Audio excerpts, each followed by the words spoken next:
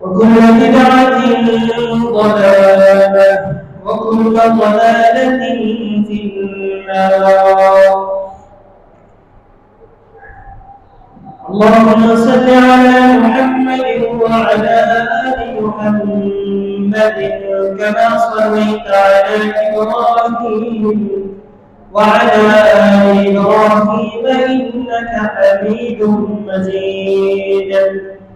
اللهم بارك على محمد وعلى آل محمد كما باركت على إبراهيم وعلى آل إبراهيم إنك حميد مجيد.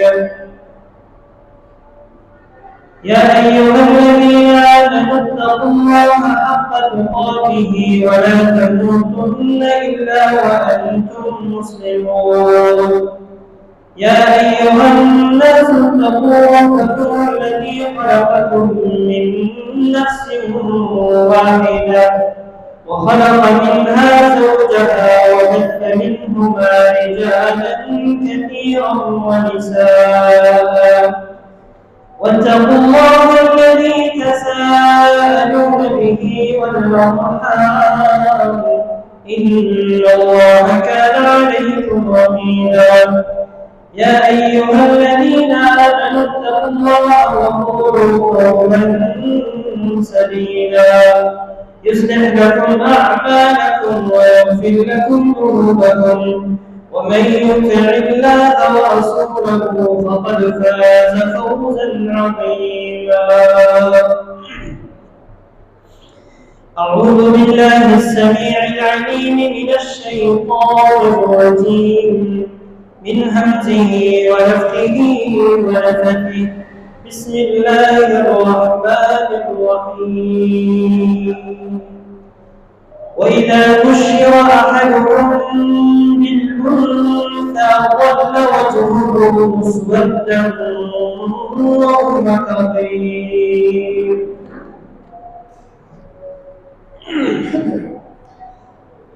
تمام اسم کی حمد و ثنا، تعریف و تسبیحات، تمجیدات، کبریائی اور بڑائی اس اللہ وحدہ لا شریک کے لیے. درود و سلام جناب حضرت محمد عربی صلی اللہ علیہ وآلہ وسلم پر. پچھلے خطبے جمعے کے اندر سیرت النبی صلی اللہ علیہ وسلم کے حوالے سے کچھ باتیں آپ کی گوشگزار کیا. پچھلے جمعے کے اندر نبی صلی اللہ علیہ وسلم کی سیرت کے حوالے سے آپ کی بعثت سے پہلے جو جزیرۃ العرب کا صورتحال تھا، جو سیاسی اجتماعی حالات تھا، آپ کے سامنے مختصر طور پر ذکر کیا تھا. آج دور جاہلیت کا آخری موضوع ہے. اس کے بعد نبی صلی اللہ علیہ وسلم کی سیرت طیبہ کا آغاز ہوگا. نبی صلی اللہ علیہ وسلم کی بعثت سے قبل دور جاہلیت میں قبیلہ بنو خزاعہ جو اسلام کی ابتدائی ایام میں بھی یہ مکے کے اندر زندگی بسر کر رہے تھے، اور یہ قبیلہ اکثر و بیشتر بت پرستی اور اسی طرح بتوں کو پوجا کرنا، سورج کے سامنے سجدہ کرنا، ستاروں کے سامنے سجدہ کرنا ان کا شعار تھا، یہاں تک کہ ان کا ایک دن بن چکا تھا.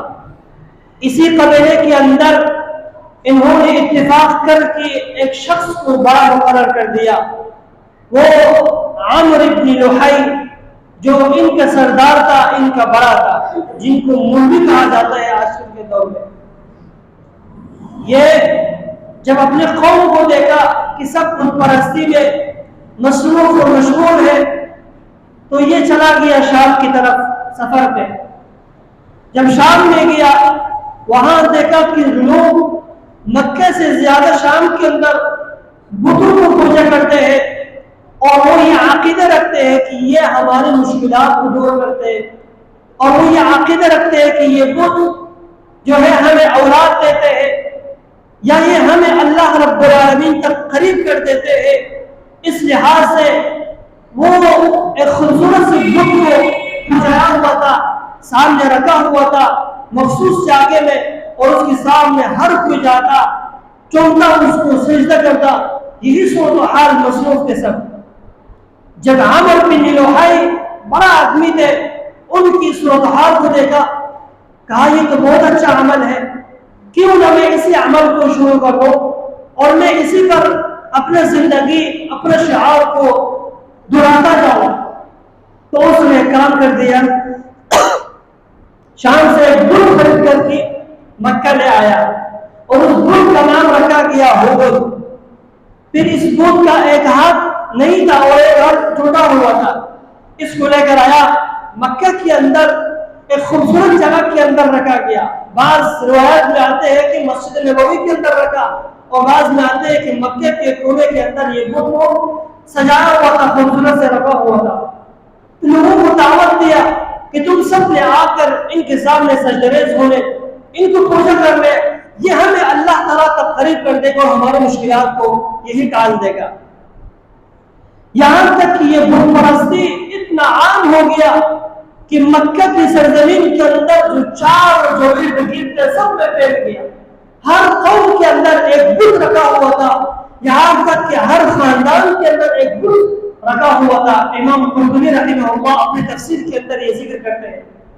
اور جو سب سے مشہور عرب کے اندر جو مشہور بت تھے وہ بہت زیادہ تھے، لیکن کچھ کا نام اللہ رب العالمین نے قرآن کریم کے اندر ذکر کیا ہے، سورۃ نوح کے اندر اور بعض اور آیتوں کے اندر بھی ذکر ہے کہ بعض مشہور بت تھے، ان میں سے 8 لوگوں کا ذکر قرآن کریم کے اندر کیا گیا ہے، جو زیادہ مشہور ہونے کی وجہ سے لوگ زیادہ پوچھتے تھے، ان کے سامنے سونے کا پانی پھینکتے تھے، صفائی ستھرائی کا خیال رکھتے تھے۔ اور ایک کا جو نام قرآن کے اندر ذکر کیا ہے، ود، سوا، یغوث، یعوق، نصر اور لات، منات، عزا، یہ مشہور بت تھے جو مکہ کے اندر لوگ پوچھتے تھے اور ان کا زیادہ چرچا ہوتا تھا۔ اس کے بعد ابراہیم علیہ السلام کی جو آثار تھے، جو سنتی قدیمہ تھے، ان میں سے سارا ختم ہو گیا تھا، یعنی ان کے درمیان پیغمبر نہ آنے کی وجہ سے ابراہیم علیہ السلام کی جو سیرت تھے، جو کام تھے، جو اعمال تھے، جو آثار تھے، ختم ہو گئے تھا، بہت کم بچ گیا تھا۔ اور ان میں سے ایک خانہ کعبہ کی تعظیم اور حج عمرہ، کعبہ کے ارد گرد طواف کرنا، حج وغیرہ، مزدلفہ کے اندر وقوف، عرفہ، یہ چیز باقی تھے۔ اس کے علاوہ باقی سارے کام جو ابراہیم علیہ السلام کرتے تھے وہ سارا ختم ہو گیا تھا۔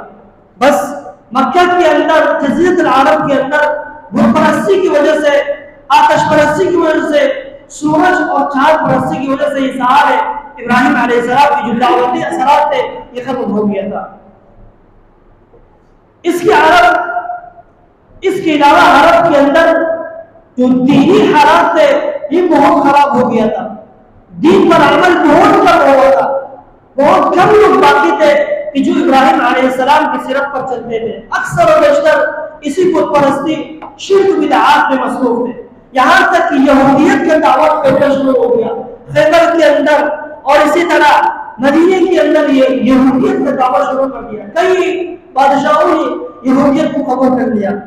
سورۃ النمل کے اندر بھی ذکر کیا اللہ رب العالمین نے، لوگ سورج کے سامنے سجدہ کرتے تھے، یسجدون للشمس من دون اللہ، وہ لوگ سورج کے سامنے سجدے ہوتے اللہ رب العالمین کے علاوہ۔ یہاں تک کہ نجران کے اندر عیسائیت پھیل گیا تھا، اسی سرزمین عرب کے اندر۔ یہ واقعہ اللہ کے رسول کی بعثت سے قبل کا ہے، جس وقت اللہ کے رسول موجود تھے لیکن ابھی تک نبوت کا دعویٰ نہیں کیا تھا، اللہ رب العالمین نے مبعوث نہیں کیا تھا، اس صورتحال کا یہ منظر ہے۔ نجران کے اندر عیسائیت پھیل گیا، اور یہاں تک کہ جو سورۃ البروج کے اندر قتل اصحاب الاخدود، لمبا تفصیل واقعہ ہے، اس کی تفسیر کے اندر آ جائے گا، تو تفسیر کا ذکر یہاں نہیں ہے۔ تو اس وجہ سے نجران کے اندر بھی عیسائیت پھیل گیا تھا۔ ہر ایک داعی نکل جاتے، کوئی عیسائیت کی طرف دعوت دیتے، لوگ پکڑ لیتے، عمل کرتے، کوئی یہودیت کی طرف دعوت دیتے، لوگ مرتے رہتے تھے۔ تو دین ابراہیمی پر بہت کم لوگ باقی تھے۔ کچھ لوگ جو موحد تھے، ان میں سے سب سے پہلے جو پہلے شخص تھے ابراہیم علیہ السلام کی سیرت پر عمل کرتے تھے، وہ حضرت محمد صلی اللہ علیہ وسلم تھے، جو ان تمام بدعات و خرافات سے پاک تھے۔ دوسرا، ورقہ بن نوفل، یہ بھی اسی دین پر قائم تھے، یعنی نبی صلی اللہ علیہ وسلم کی پیرو کرتے تھے، اور جو دین ابراہیم علیہ السلام لائے تھے اسی پر پیرو تھے۔ اور تیسرا شخص زید بن عامر بن نوفل اور امیہ بن سلط، دو تین آدمی اور بھی تھے جو انہوں نے ان تمام بدعات کو چھوڑ کر ابراہیم علیہ السلام کی جو دین آتے تھے اسی پر چلتے رہتے تھے۔ اس کے بعد پھر سرزمین عرب کے اندر جو اجتماعی صورتحال تھے وہ بڑا خراب ہو گیا تھا، زنا عام ہو گیا تھا، قتل عام ہو گیا تھا، شراب نوشی عام ہو گیا تھا، بچوں کو زندہ تنور کرنا یہ عام ہو گیا تھا۔ اللہ کا خوف نہیں تھا، کیونکہ تو جاہلیت کا دور تھا۔ اسی لیے اللہ رب العالمین فرماتے ہیں سورۃ الشمس کے اندر، سورۃ تکویر کے اندر، بِأَيِّ ذَنبٍ قُتِلَتْ، قیامت کا دن ہوگا، اللہ رب العالمین اس شخص کو یا اس بچے کو جس کی دنیا کے اندر اپنے بچے کو زندہ تنور کیا ہوگا اس کو ملایا جائے گا، اس کے ماں باپ کو ملایا جائے گا۔ بِأَيِّ ذَنبٍ قُتِلَتْ، کس وجہ سے اس کو تم نے قتل کیا تھا؟ کسی جان کو قتل کرنا دنیا میں آسان ہے، لیکن قیامت کے دن اس کے جواب دینا خطرناک ہوگا۔ تو دور جاہلیت کے اندر یہ عام تھے، جب کسی گھر میں بچہ پیدا ہوتے تو اس کو زندہ تنور کرتا، جا کر خون پھوڑتا، اس کے اندر اس کو ڈال کر اوپر مٹی پھینک دیتا، زندہ زندہ۔ اور اسی طرح کسی گھر کے اندر بچی پیدا ہو جاتی تو ایسے ہو جاتے کہ ان کے اندر بغض کینہ عداوت بڑھ جاتے۔ اللہ رب العالمین نے فرمایا وَإِذَا بُشِّرَ أَحَدُهُمْ بِمَا ضَرَبَ لِلرَّحْمَنِ وَإِذَا بُشِّرَ أَحَدُهُمْ بِالْأُنثَىٰ ظَلَّ وَجْهُهُ مُسْوَدًّا وَهُوَ كَظِيمٌ۔ اللہ تعالیٰ فرماتے ہیں کہ جب ان کے گھر کے اندر جب بچی کا خوشخبری دیا جاتے ہیں تو ان کی چہرے بگڑ جاتے ہیں، منہ کالا ہو جاتے ہیں، غصے سے بڑھ جاتے ہیں، عار محسوس کرتے ہیں کہ لوگوں کے سامنے بیان کرو کہ میرے گھر میں بچی ہو گیا، پریشان ہو جاتے ہیں اور کسی کو نہیں بتاتے، اس لیے چپ چپ کر اس کو لے جاتے ہیں اور قبر کھود کر اس کو زندہ دفن کرتے ہیں۔ اسی لیے جب اسلام آ گیا یہ سارا یہ خرافات کو ختم کر دیا، اور اسلام نے کیا کہا کہ جس کے گھر میں بچے پیدا ہو جائے اور اس بچے کو صحیح تعلیم دے، دین پر عمل پیدا ہو جائے، قرآن حفظ کرے اور قرآن پر عمل ہو جائے، تو قیامت کے دن ہوگا اس کے ماں باپ کے سر میں ایسے تاج، نور کا تار پہ تاج پہنایا جائے گا جو سورج کی روشنی سے بھی زیادہ تیز ہوگا۔ یہ اس بچے کی والد اور اس بچے کی والدہ کے سر پہ پہنایا جائے گا جس بچے کو اللہ رب العالمین نے آپ کو تحفہ دیا ہے اور آپ نے اس کو دین کے لیے وقف کیا، قرآن حفظ کیا، قرآن سمجھا، اس پر عمل کیا۔ اسلام آنے کے بعد اسلام ہمیں یہ کہتے ہیں بچے کے بارے میں کہ جس کو دور جاہلیت میں اس کو مارا جاتا تھا، قتل کیا جاتا تھا، اور بچی کے بارے میں جب ان کو خوشخبری دیا جاتا تو ان کے چہرے بگڑ جاتے، منہ کالا ہو جاتے۔ لیکن جب اسلام آ گیا، اسلام نے کیا فرمایا؟ اللہ کے رسول صلی اللہ علیہ وسلم نے فرمایا کہ جس کے گھر میں 2 بچی یا 3 بچیاں پیدا ہو جائے اور اس کو پالتا رہا، اس کو تربیت دیا، اچھی طرح تربیت دیا، اور یہ اس ماں باپ کے لیے جہنم جانے کا آر بن جائے گا۔ یہ اسلام ہمیں سکھایا کہ بچوں کو زندہ نگور نہ کرو، بلکہ اس کا حساب کیا ہوگا، تمہیں جنت جانے کا ایک اسباب، ایک ذریعہ مقرر کیا جائے گا۔ اور دوسرا ایک حدیث جو مشہور ہے ہمارے درمیان میں اکثر خطباء بیان کرتے ہیں کہ جو بچہ حافظ قرآن ہے، قرآن حفظ کرتے ہیں، قیامت کا دن ہوگا یہ اپنے خاندان میں سے 10 آدمی کو سفارش کرے گا اور جنت لے جائے گا۔ اور اسی طرح دوسرا حدیث مشہور ہے کہ 10 آدمی کو جہنم سے اس کی سفارش سے نکالا جائے گا اور جنت میں داخل کیا جائے گا۔ لیکن یہ حدیث سب ضعیف ہے جو اکثر بیشتر ہم سنتے رہتے ہیں۔ امام ترمذی رحمہ اللہ اس حدیث کو بیان کرنے کے بعد کہتے ہیں کہ یہ حدیث اس کا سند کمزور ہے اور اس حدیث سے حجت نہیں لیا جائے گا۔ اس لحاظ سے اس برصغیر کے اندر اکثر و بیشتر جو بدعقیدہ لوگ اس حدیث کو پھیلائے جاتے ہیں، لیکن بیان کرنے سے پہلے انسان کو اس حدیث کے بارے میں تحقیق کیا جائے. یہ نہیں بلکہ اس کے مقابل اللہ کے رسول نے فرمایا حافظ قرآن سے کہا جائے گا اقرأ وارتقي ورتل كما كنت ترتل في الدنيا. حافظ قرآن کو قیامت کے دن وہ کہا جائے گا کہ پڑھتا جا اور چڑھتا جا جنت کی سیڑھیوں میں, اور تیرا آخر ہے جہاں ختم ہو گیا وہاں تمہارا وہی منزل ہوگا, تمہارا وہی مقام ہوگا. اور صحیح بخاری کے اندر حدیث ہے جنت کے اندر درجات قرآن کی آیاتوں کی تعداد کے برابر ہے. آپ قرآن کی آیاتوں کی تعداد مل سکتے ہیں جو کہا جاتا ہے کہ 6666 آیت ہے, اس سے بھی زیادہ ہے, تحقیق ہے لوگوں کا, لیکن جنت کی درجات پہ ان کی مقدار ہے. جتنا آپ کو قرآن آیات ہے 10 آیتیں آ رہی تو 10 منزل آپ کو ملے گا, 50 آیتیں آ رہی پورے قرآن میں آ رہے, اسی ترتیب سے آپ کو لیکن اس پر عمل کرنا ہوگا, اس کے بعد یہ مقام آپ کو جنت میں ہوگا. تو جاہلیت میں یہ کام ہوتا تھا کہ بچوں کو ذمہ دار کیا جاتا.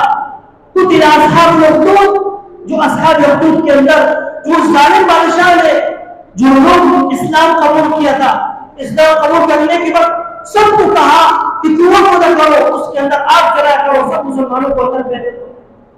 تو سارے مسلمان اندر اپنے آپ کو پھینک دیا, لیکن ایک ماں اپنے آپ کو پھینکنے سے بچا دیا کہ میرے پاس دودھ پینے والے بچے ہیں, کیسے اپنے آپ کو اس آگ کے اندر پھینک دو. بچے کو اللہ رب العالمین نے گویا کر دیا, کہنے لگے ماں صبر کرو, آپ خود سے اس جہنم کے اندر, اس آگ کے اندر آپ کے لیے خیر ہے. تو ماں بھی اس آگ کے اندر کود جاتے ہیں. تو یہ ہے جاہلیت کا دور جو مسلمانوں پر ظلم و ستم کرنے کے ساتھ ساتھ, اور یہ اسلام سے دور تھے.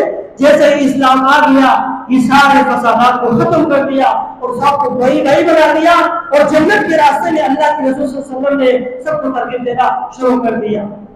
اور اسی طرح اس عرب کی سرزمین کے اندر اخلاقی فسادات کا عام ہو گیا تھا, زنا عام ہو گیا تھا. ایک عورت کے ساتھ 4-5 آدمی زنا کرتے اس سے, اور جب کوئی عورت زنا کرنا چاہتا تو اپنے گھر کے باہر کوئی جھنڈا لگاتا, پھر لوگ جاتے اور اس دن زنا کرتے, اور جو چاہتے ہو اپنے اس بچے کو کسی کی طرح نسبت کرے کہ بچہ اسی کا ہے. یہ جاہلیت میں دور تھا. جب اسلام آ گیا تو شرعی نکاح قائم کر دیا, یہ سارے دور کو ختم کر دیا. لیکن اس کے علاوہ اس دور کے اندر ان لوگوں کے اندر کچھ اچھے صفات بھی تھے. ہو سکتے ہیں ان کچھ اچھے صفات کی وجہ سے اللہ رب العالمین نے ان کے اندر نبی صلی اللہ علیہ وسلم کو نبوت کے جوڑ دیا اور نبی بنا کر کے مبعوث کر دیا. ان کے اندر سخاوت بھی بہت تھے, خرچ بھی بہت کرتے تھے, یہاں تک کہ اللہ کے راستے میں تو کی باتیں بدوں کی نام سے صدقہ کرتے تھے, دیتے تھے, اور اسی طرح جھوٹ نہیں بولتے تھے, وعدہ خلافی نہیں کرتے تھے. ان کے اندر یہ کام بھی تھے. اور اسی طرح حلال اور حرام کے اندر بھی فرق کرتے تھے. قریش نے جب مکہ خانہ کعبہ کو تعظیم کرنا شروع کر دیا, بنانا شروع کر دیا, انہوں نے پیسے جمع کر دیا, اور جو حرام مال تھے اس حرام مال کو اس خانہ کعبہ کی تعمیر میں نہیں لگایا. ان کو پتا تھا کہ حرام مال ہے, اللہ رب العالمین کے گھر کی تعمیر ہم نہیں لگائیں گے. ان کے اندر یہ چیز تھے.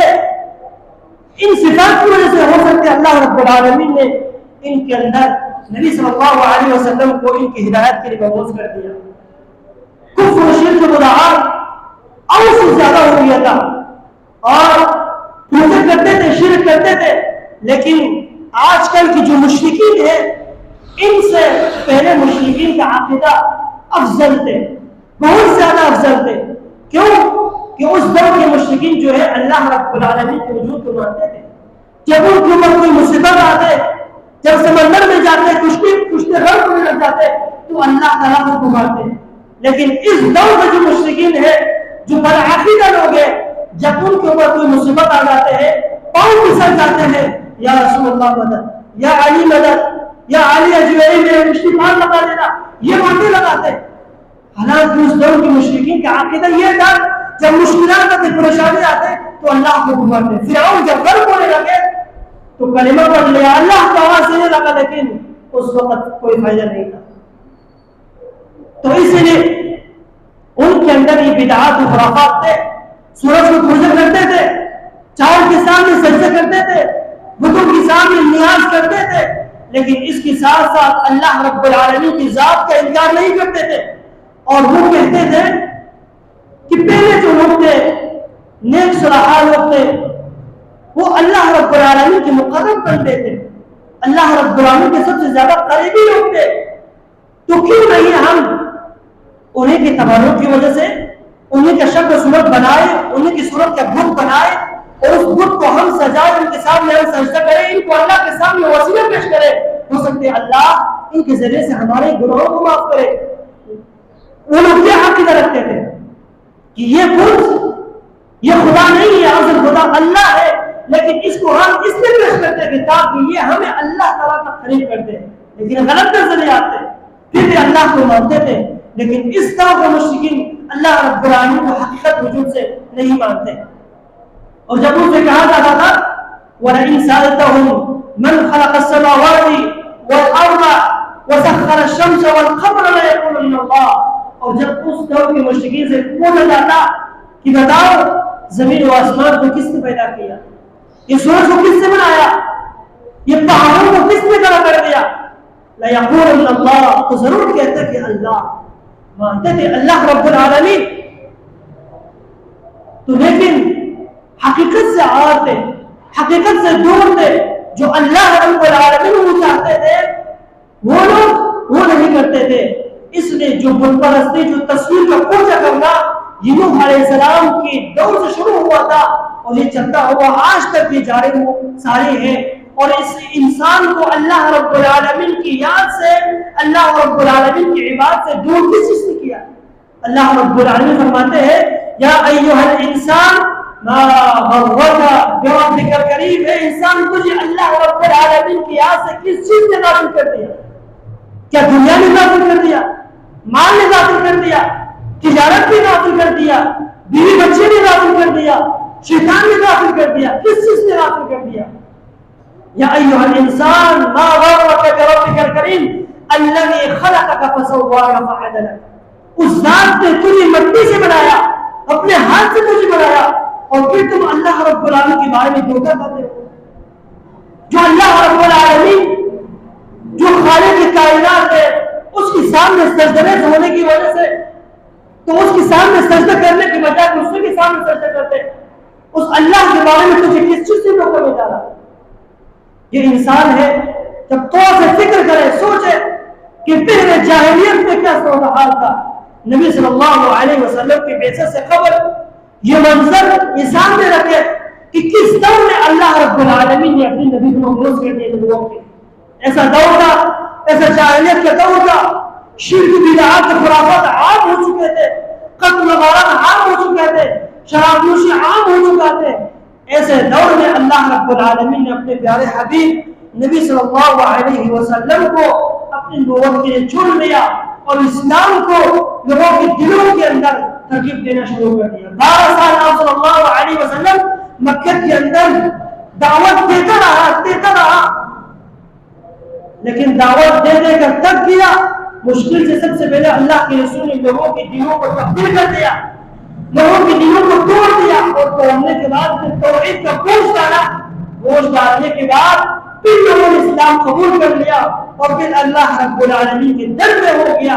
اللہ رب العالمین پھر یہ اللہ کے رسول صلی اللہ علیہ وسلم کی دعوت کو اپنی بارگاہ میں اور اپنے سارے نبیوں میں افضل و بہتر قرار دیا، کیوں کہ یہ امت بھی آخری ہے اور یہ نبی بھی آخری ہے۔ پھر آپ صلی اللہ علیہ وسلم نے فرمایا، اللہ رب العالمین نے فرمایا وَكَذَلِكَ جَعَلْنَاكُمْ أُمَّةً وَسَطًا لِتَكُونُوا شُهَدَاءَ عَلَى النَّاسِ وَيَكُونَ الرَّسُولُ عَلَيْكُمْ شَهِيدًا۔ اس امت کو اللہ رب العالمین نے سب سے آخری امت بنایا، کیونکہ سارے امتوں پر یہ امت گواہ ہوں گے، قیامت کے دن ہوگا یہ امت باقی امتوں میں گواہی دیں گے، اور اس امت کی گواہی کو اللہ رب العالمین قبول کرے گا۔ اس کے بعد انشاءاللہ نبی صلی اللہ علیہ وسلم کے نسب کے اعتبار سے پھر اپنا خطبہ انشاءاللہ بیان ہوگا۔ وباللہ توفیق، واقول قولی